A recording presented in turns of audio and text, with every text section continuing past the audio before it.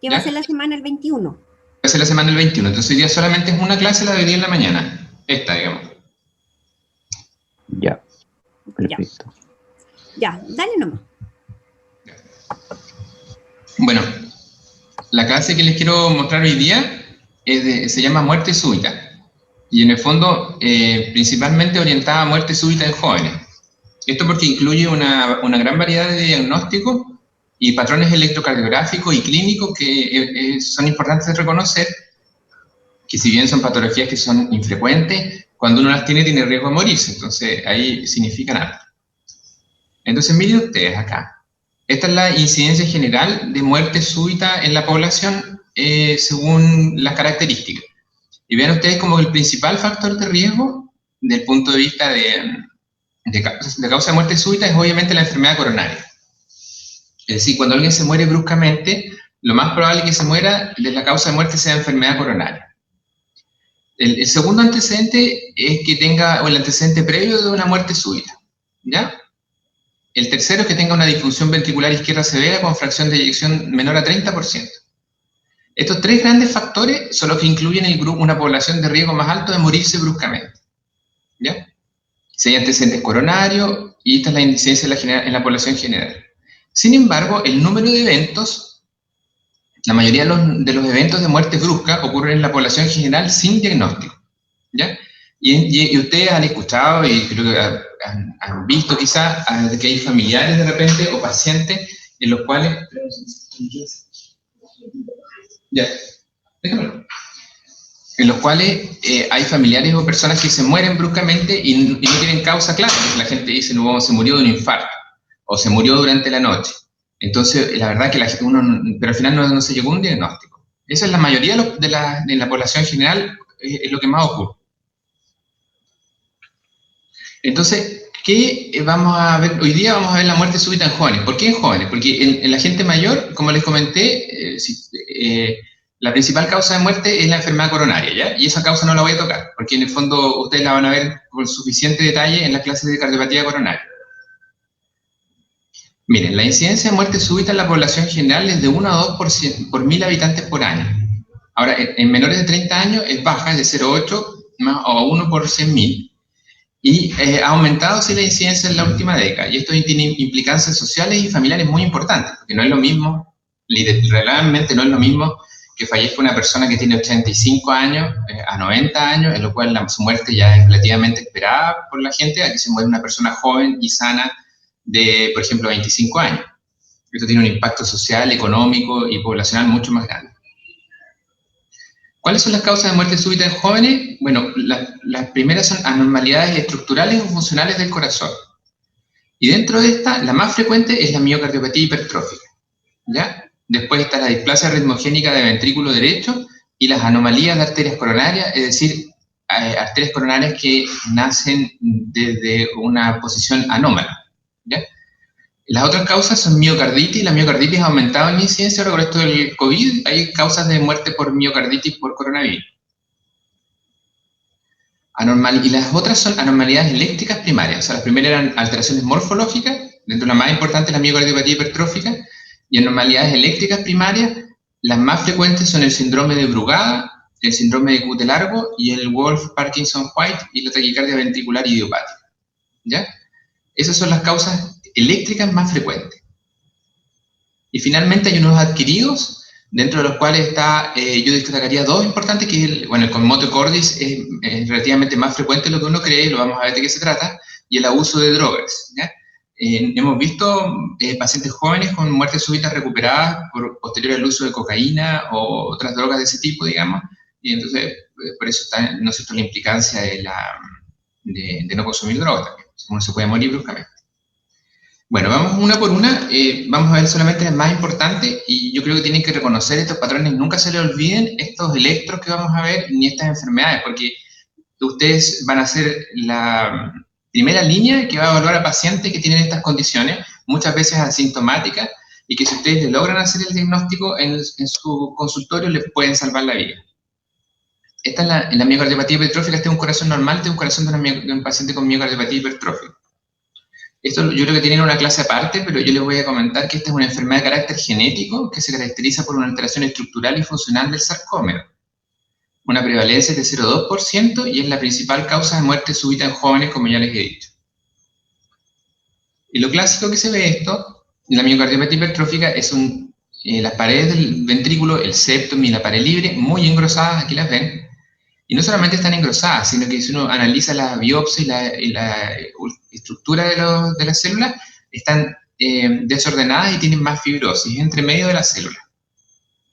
Esto hace que en el fondo tanto macroscópica como microscópicamente esté alterada la función del corazón y obviamente se generan todos los sustratos para arritmia.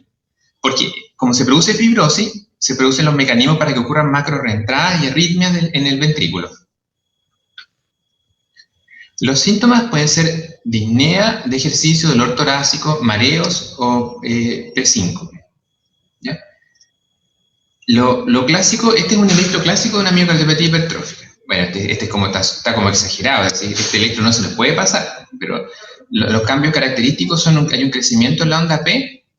Yo creo que ustedes vieron los criterios de voltaje para calcular hipertrofia con el doctor Saavedra, pero decirles que lo más importante es que los complejos se ven como bien, de una amplitud bien grande, y lo otro típico es que hay una alteración de la repolarización con infradesnivel del ST y T negativas que son asimétricas en la pared anterior y lateral usualmente. ¿Ya? Este patrón de electro de voltaje muy amplio con T negativas asimétricas es el que sugiere miocardiopatía hipertrófica y no se les puede pasar. Obviamente que el ecocardiograma es de mucha ayuda y ahora se miden los septum engrosados, etc. Y uno puede hacer el diagnóstico de la enfermedad.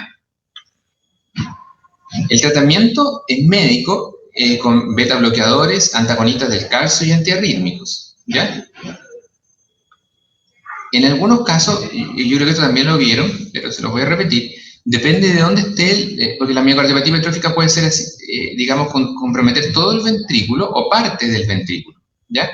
Cuando compromete la salida hacia la aorta del tracto de salida del ventrículo izquierdo, se produce una obstrucción dinámica del tracto de salida porque la sangre no puede pasar por este espacio tan pequeño.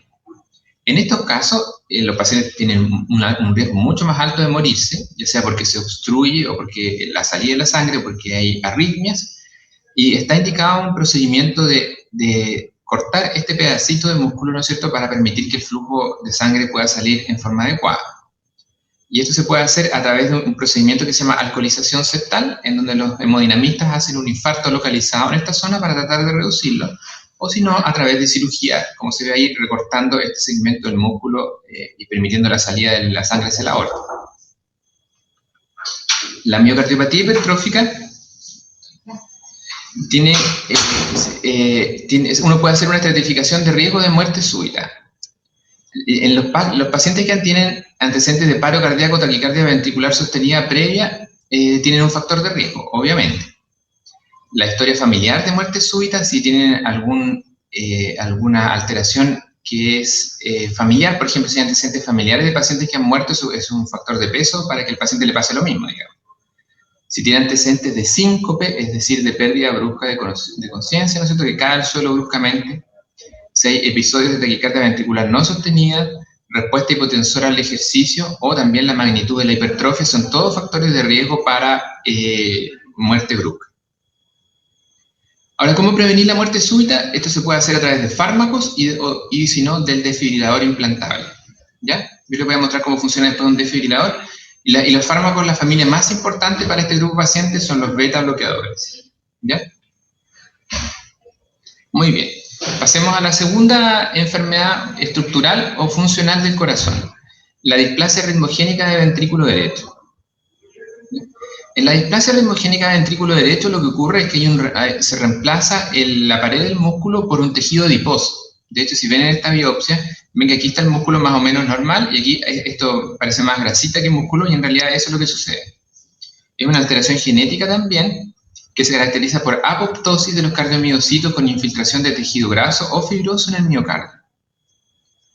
La displasia ritmogénica ocurre en hombres jóvenes, entre 15 y 30 años, y se presenta como síncope, taquicardia ventricular con morfología de bloqueo de rama izquierda, paro cardíaco o insuficiencia cardíaca.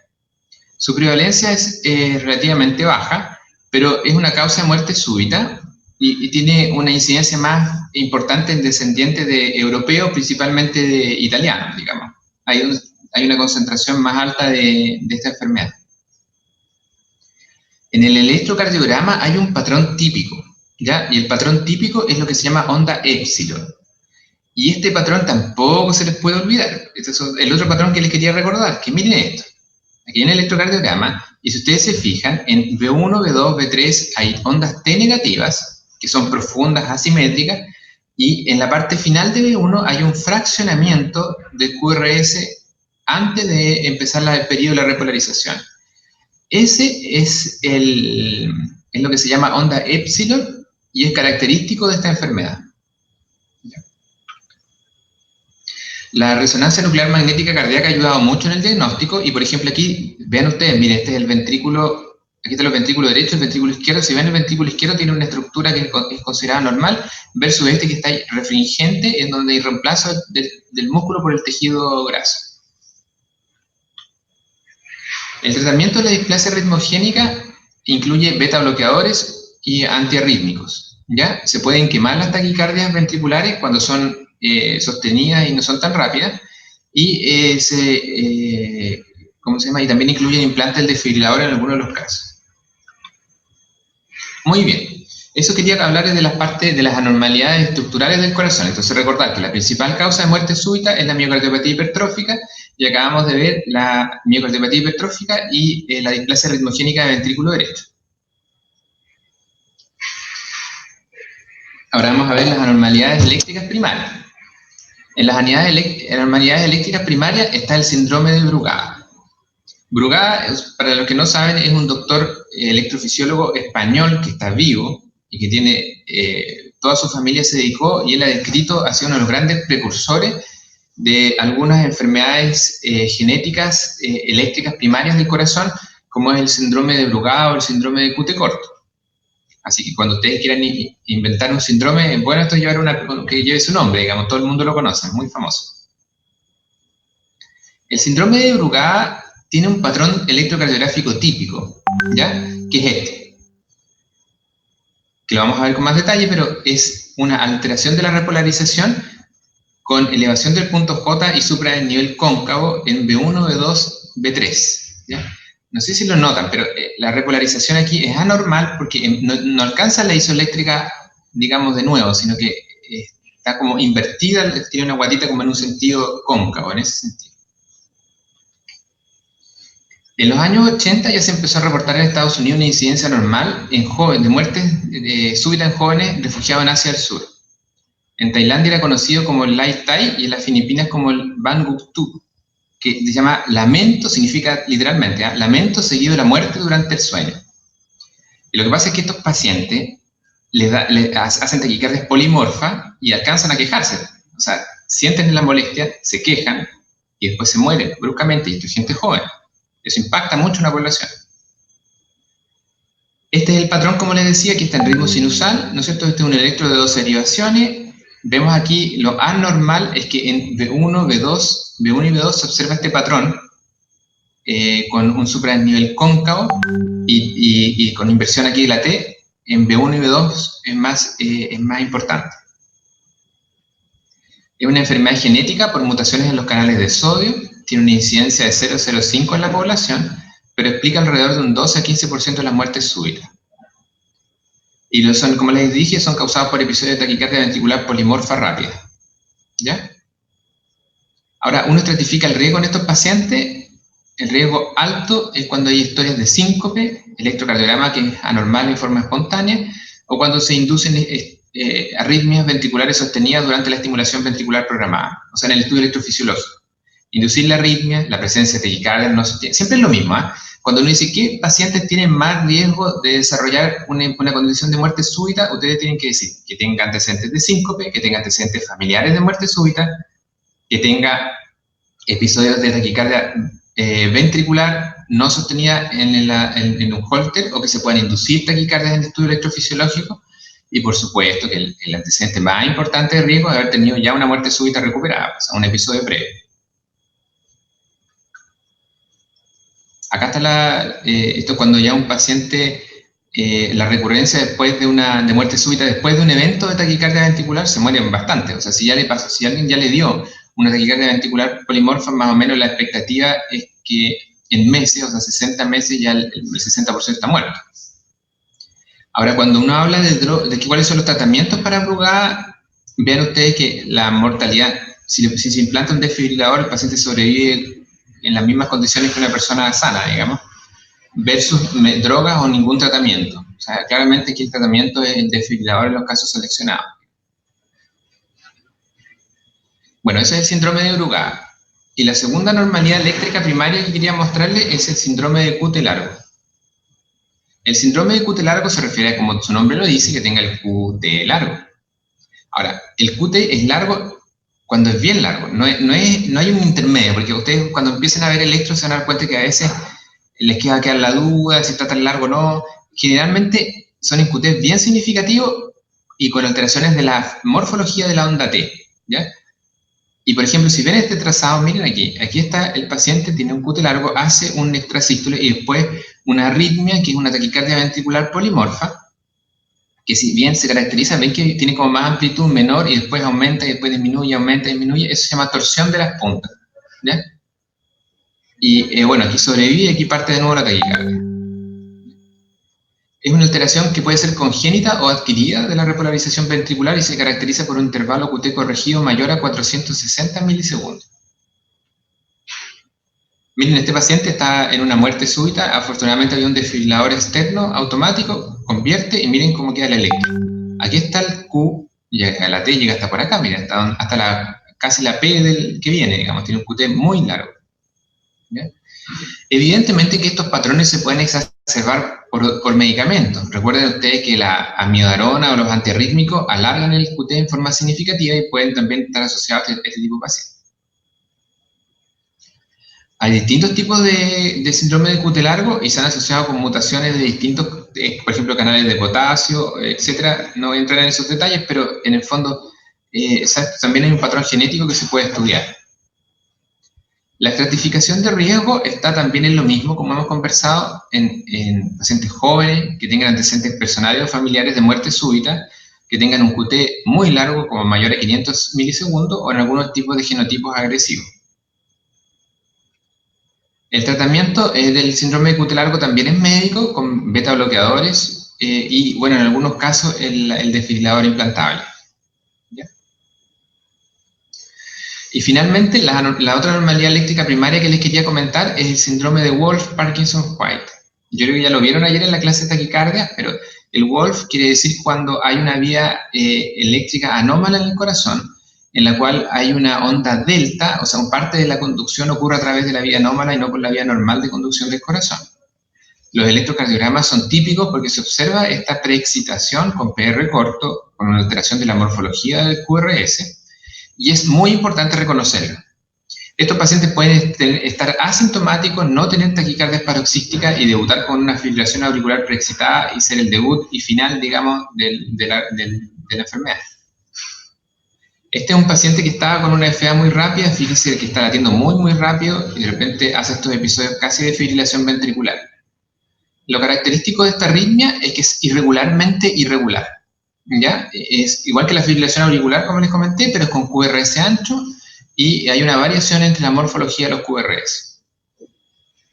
O si llega esto en la urgencia, les llega una taquicardia irregular, lo vamos a ver después en la taquicardia QRS ancho, ¿ya? Así que no se asusten, cómo manejar esto, pero si llega esto, este paciente hay que cardiovertirlo, porque los antiarrítmicos pueden ser paradójicamente perjudiciales.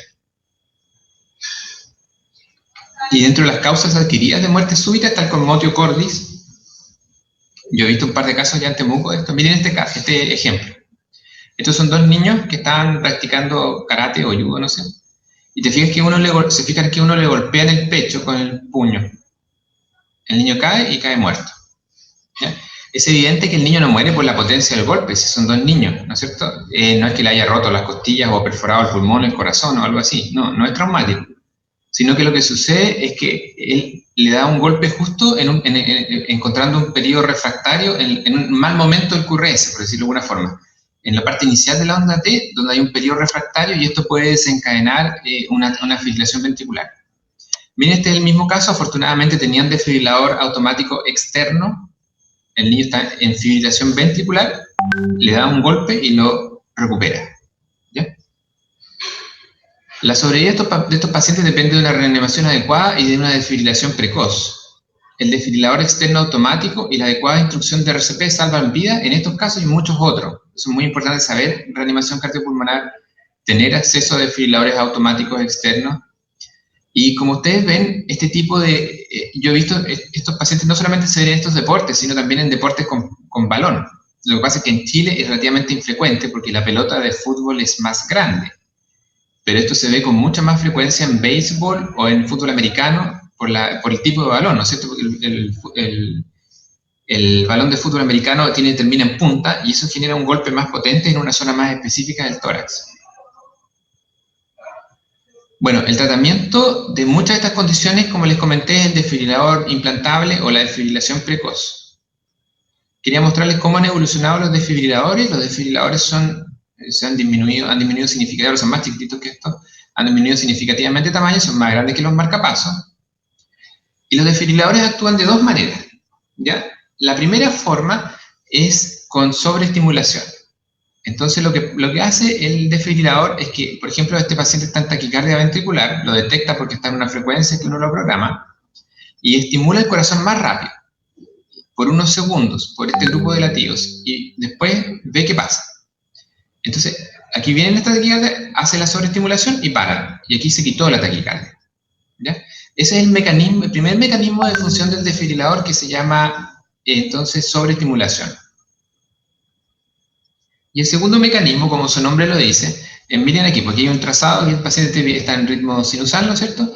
Inician acá una taquicardia regular de complejo ancho bien rápida, el desfibrilador le da un choque, ¿no es cierto?, eléctrico interno, no la convierte, la taquicardia se acelera, miren, esta taquicardia está súper rápida, le da un segundo golpe eléctrico y convierte la taquicardia. ¿Ya?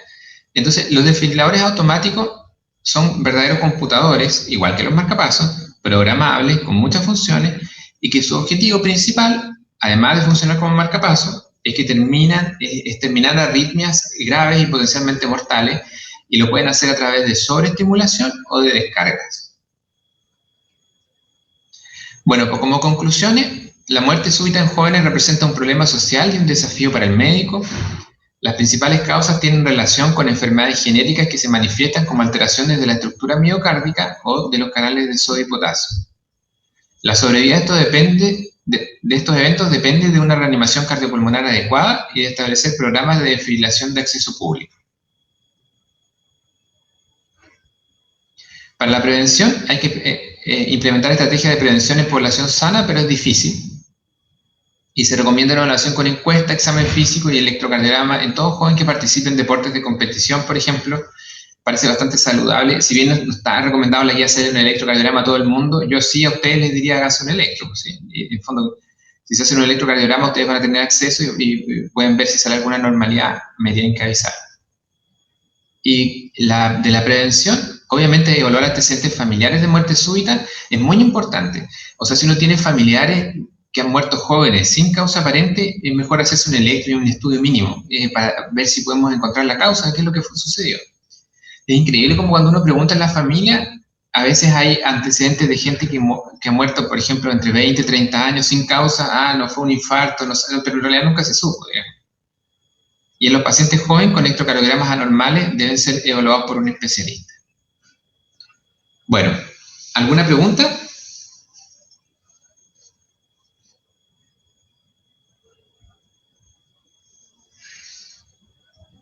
Doctor, a mí no me quedó muy claro por qué se producía el commotio cordis, que era lo que lo desencadenaba en el fondo. Mira, lo que desencadena el commotio cordis es más o menos esto mismo. Mira, fíjate, si tú recibes un estímulo o en este fondo un golpe de energía, pero puede ser un extrasístole. Si el extrasístole cae en una parte precoz de la repolarización, genera una fibrilación ventricular. Y este es el mismo mecanismo que pasa acá en el QT largo. Mira esto. Si te fijas, acá viene, como el QT es más largo, este extrasístole ventricular cae en la onda T, ¿no es cierto? Y eso cae en un periodo refractario refractario relativo y es capaz de inducir una arritmia. Y aquí de nuevo, si te fijas, aquí está la onda T y aquí cae el extrasístole y el extrasístole genera la taquicardia. En el fondo, si tú recibes un estímulo en un periodo inadecuado de la repolarización ventricular, cualquiera de nosotros puede fibrilar, ¿ya? Y eso quiere decir que el extrasístole cae precozmente o porque, en este caso, el commotio cordis, el golpe en el pecho cayó justo, le dio un golpe, se recibió el corazón un estímulo en el periodo refractario relativo de la onda T. Y eso desencadenó la taquicardia. Muchas gracias, doctor. ¿Alguna otra pregunta? Doctor, pero igual uno tiene que tener como el síndrome de QT largo previo a que le hagan el golpe. No es como que cualquier persona que le tomen, o sea, que justo le llegue un golpe en el periodo refractario vaya a ser una torsión de punta, ¿verdad? Cualquiera puede hacer. Miren, el commotio cordis ocurre en gente sana. Esto como que ustedes se quedan con esto porque es como lo más de película de ciencia ficción, ¿eh? Pero esto es raro, digamos. Pero en el fondo, mira, yo te voy a tratar de explicar de la siguiente forma. Todos tenemos un potencial de tener arritmias. Es evidente que si uno tiene un QT largo es más frecuente. Pero en un estudio electrofisiológico, si yo te llevo a ti al pabellón y te estimulo, de hecho nosotros lo hacíamos anteriormente, en una persona que está sana, por ejemplo, si tú le tiras un extrasístole muy precoz, o un grupo de extrasístoles le puedes desencadenar fibrilación ventricular, ¿ya? Lo que pasa es que eso habitualmente no ocurre, pues, gracias a Dios, pues, porque si nos pasaran esos extrasístoles tan precoces todo el tiempo, estaríamos todos en un riesgo más alto de morirnos. Pero el commotio cordis ocurre más bien en gente joven y sana porque tienen el tórax flexible, ¿ya? O sea, no es lo mismo que nos peguemos, o sea, si tú le pegas un golpe de puño a una persona de 60 años, no llegas al corazón, le quiebras las costillas, ¿no es cierto? En cambio, en un niño de 12 o 15 años, el tórax es flexible, entonces al recibir el golpe no rompe las costillas, sino que digamos, se flexiona de tal manera que golpea el corazón. Eso es lo que pasa. Por eso es que esto es frecuente aquí, no en el boxeo, por ejemplo. Porque en general no boxean niños. O no se pegan tan fuerte ahí, digamos. ¿Alguna otra pregunta?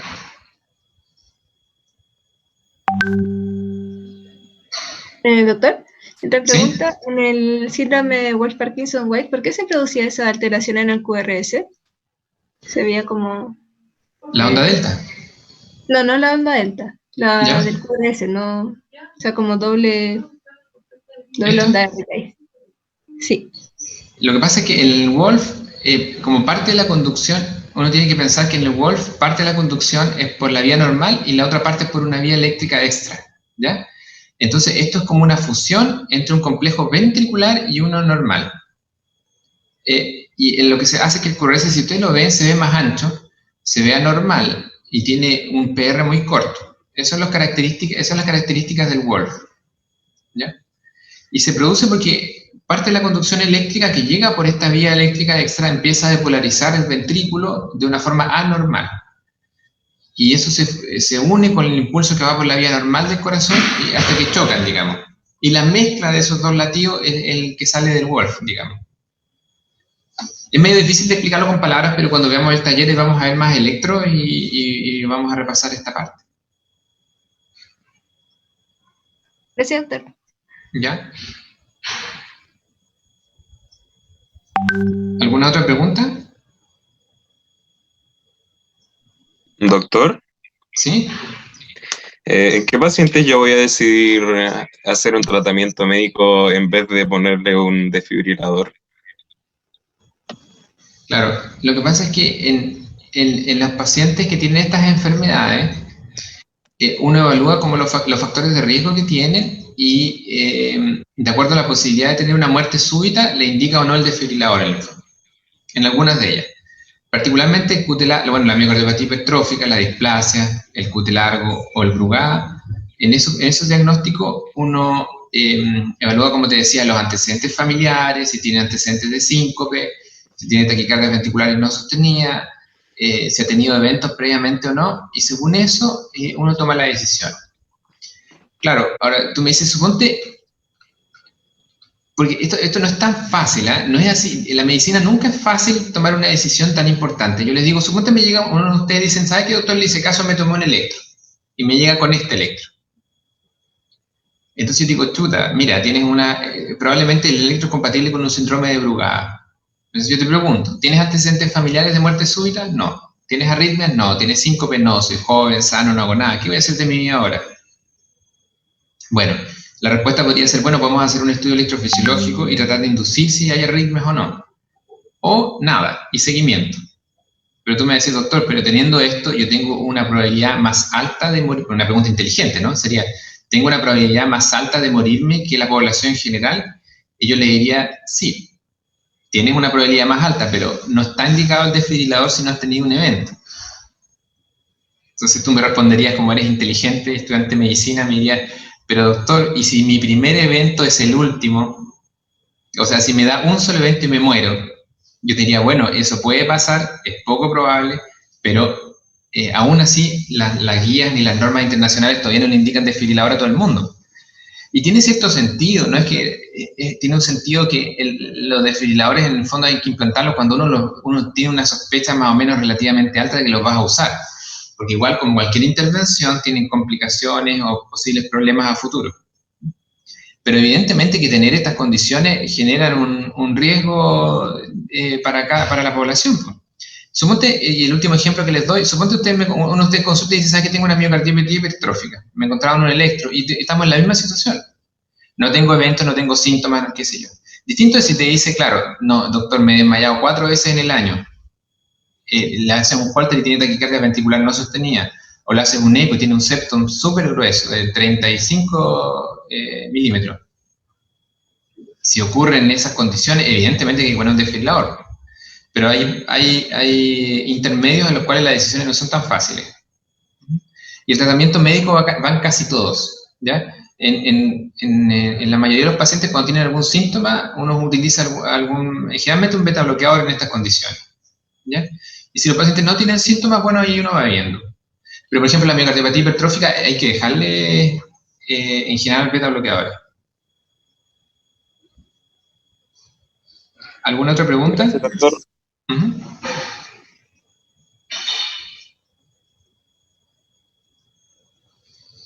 Bueno, entonces los dejo. Vamos a dejar hasta aquí las clases hoy día, porque la semana después del 18 vamos a hacer el curso de electro y ahí les voy a hacer la otra que tienen pensada, que es de taquicardia de QRS ancho, ¿ya? Y también ahí vamos a hacer el curso de electrocardiografía. Ahí vamos a ver en forma práctica algunos de estos trazados para que traten ustedes de analizarlos y la idea es generar un poco de discusión.